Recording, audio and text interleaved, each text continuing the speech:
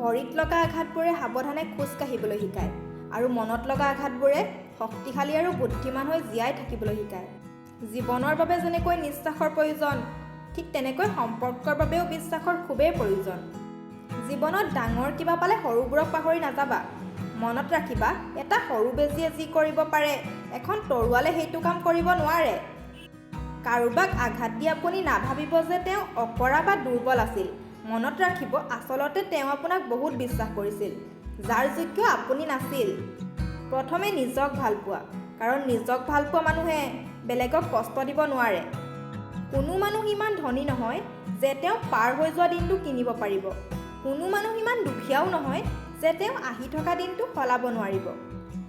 কোনোবাই তোমাক হিংসা কৰিলে কৰিব দিবা, কাৰণ মনত ৰাখিবা, তোমাৰ সেইবোৰ গুণ আছে যিবোৰ তেওঁৰ নাই। সেইবাবে সেইজনে তোমাক হিংসা কৰিছে। কোনো মানুহেই দুৰ্বল নহয়।